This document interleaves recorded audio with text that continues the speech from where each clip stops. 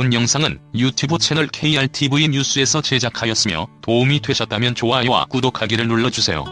감사합니다.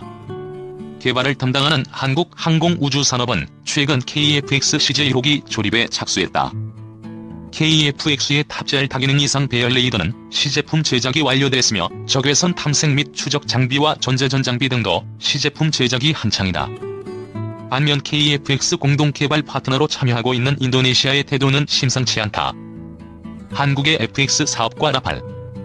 어차피 F-15E급을 노리던 한국 공군에서 라팔은 그저 떡밥이 될 것이라는 관측이 많았지만 그래도 혹시나 하는 바람과 라팔이 펼친 엄청난 광고 때문에 라팔은 민간인을 넘어서 공군 내부에서도 매우 많은 지지자들을 끌어냈다.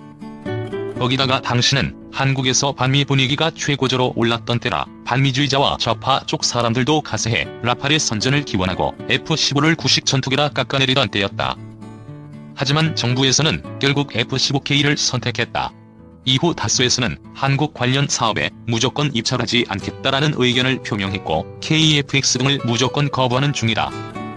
대만 같은 경우는 90년대 초반 입찰에서 결국 입찰한 미라주 2000과 F-16 모두를 구매하여 다소사와의 협력의 여지를 남겨두었다.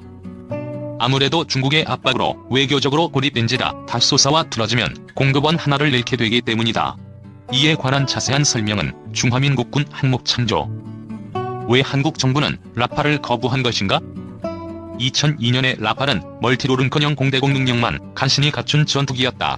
다소는 2006년까지 공대공 능력만 갖춘 라팔 8대를 일단 납품하고 그 뒤로 공대지 능력을 추가한 F2 버전 32대를 납품한 다음 먼저 넘긴 8대를 한국 정부와 비용을 분담해 업그레이드해서 멀티롤 능력을 확보하는 방안을 제시했다.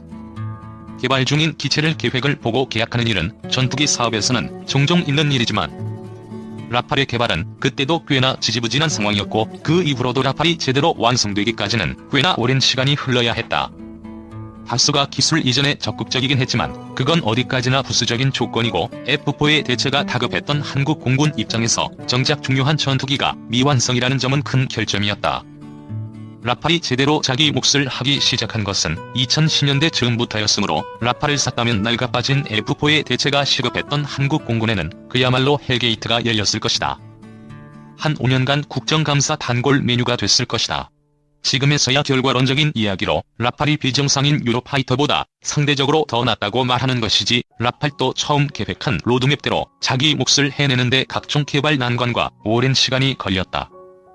유로파이터가 특출나게 개발 난항을 겪어서 그렇지 라팔도 결코 원하는 성능을 내도록 개량하는 데 적은 시간이 걸린 것이 아니었고 필연적으로 우리 군의 요구사항과 멀었다. 유로파이터는 아직도 제 몫을 못하고 공대지 무장통합이나 트렌치 3 개발이 멀었다는 점에서 비교 대상으로 삼는 것도 실례일 정도로 망했다. F4는 F-15 이전 세대 미공군 주력기였던 만큼 무장 탑재량과 항속거리가 좋지만 기체의 성능과 유도무기 운용 능력은 한 세대 뒤에 나온 KF-16보다 한참 떨어졌다. 그 상황에서 아직 공대지 작전 능력이 갖춰지지 않은 라팔을 하이급 전투기로 구입하면 당분간 KF-16보다 못하게 구닥다리 F4처럼 쓰는 수밖에 없다는 이야기고, 한편 공대공 면에서는 공군이 대량 구매해 쌓아놓은 미국제 미사일을 통합해야 하는 과제를 안게 된다. 물론 둘 다 자비 부담이고 공대공 무장통합은 미국에서 도와줘야 하는 문제다. 결국 한국의 차기 전투기 사업의 평가 항목에서 라팔은 F-15와 큰 차이가 나지 않는 점수를 보였지만 미완성작이라는 점이 끝까지 발목을 잡았다. 거기다가 유로화의 상승을 미리 예측한 한국 공군은 라팔의 도입 비용이 엄청나게 높아질 것이라고 판단했다. 실제로 원유로 환율은 2001년에는 연평균 1156원 선이었으나 꾸준히 올라 2003년에는 1350원, 2004년에는 1423원 선까지 올랐다. 반대로 달러, 환율은 서서히 하락한다. 공군은 2005년 보도자료를 통해서 라팔을 도입했을 때와 비교해 20% 이상의 예산 절감을 이룩했다고 국회에서 보고했는데, 만약 라팔을 도입했다면 한국 공군은 F-15K보다 훨씬 큰 비용을 지불했어야 하며 2차 FX 사업과 X 사업, KCX 사업 등의 후속 사업들에도 줄줄이 악영향을 미쳤을 것이다. AESA 레이더 시스템에 얽힌 비화. 한국에 팔러온 라팔의 강점은 우수한 AESA 레이더의 탑재였는데 저 때에 AESA는 아직 만들어지지도 않아 PESA 레이더로 입찰을 한 상태였다. 한국 정부가 미완성된 시스템이란 것을 지적하며 감점을 먹이자 라팔은 우선 기계식 레이더를 달아서 2에서 3억 달러 싸게 줄 테니까 쓰다가 AESA 레이더가 완성되면 유료 교체해줌이란 것을 제시한다. 결국 이래저래 입질만 당하며 설레이던 라팔은 그렇게 또 안 팔리며 한국을 떠났다.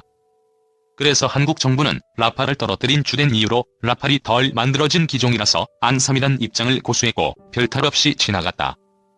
다수가 한국에 다시는 입찰하지 않는다는 것 빼고 일 줄 알았지만 결국 2011년 701사업대 정찰기 개조용 펠콘 2000S 1대를 한국 공군에 팔았다. 추후 2대를 더 인도할 예정이다.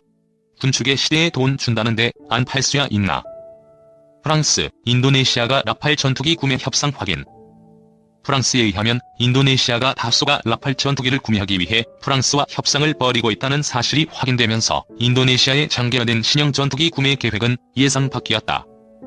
이번 구매 협상은 인도네시아가 오스트리아의 중고 유로파이터와 러시아제 수호의 수-35 플랭커에 대한 구매 얘기가 나오고 나서 나온 것이다.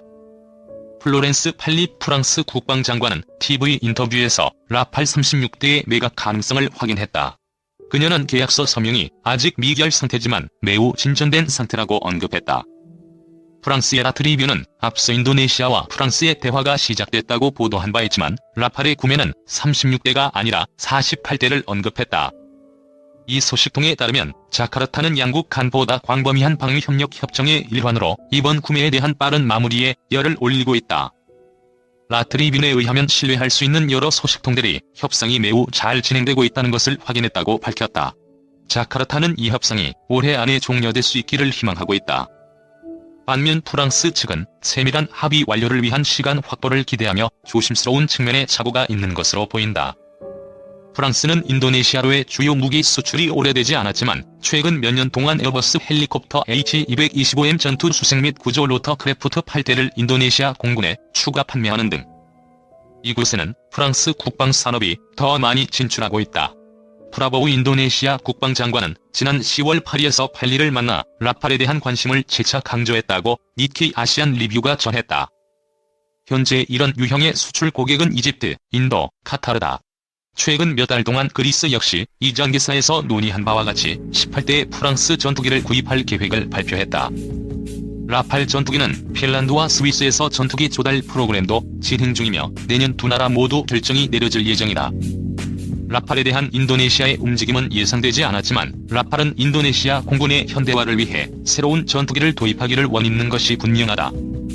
인도네시아 공군은 현재 1989년부터 인도된 F-16A, B 블록 15CU 전투기 12대 중 8대와 업그레이드된 F-16C, D-23대를 운용하고 있다. 후자의 한 예는 2015년 사고로 취소되었다. 인도네시아 공군은 미국에서 구매한 F-16 전투기와 러시아제 플랭커의 다양한 버전을 반좌석 5대, 복자형 수-27SK와 이엔슨 수-30MK가 비행하고 있으며 2003년부터 납품되기 시작했으며 9대의 복자형 수-30MK2가 첫 발을 내딛었다. 자카르타가 최신 다목적 단좌형 수-35 버전으로 플랭커를 추가 구매할 것으로 예상돼 2017년 7월 11대에 대한 11억 달러 딜이 발표됐다. 인도네시아의 익명의 소식통에 따르면 미국은 자카르타에 모스크바와의 협상을 보류하도록 압력을 가하면서 이에 대한 제재를 위협하고 있다. 그러나 2020년 3월 드미트리 슈가예프 러시아 군사기술협력국 국장은 수-35 거래가 여전히 진행 중이라고 주장하고 있다고 알려져 있다.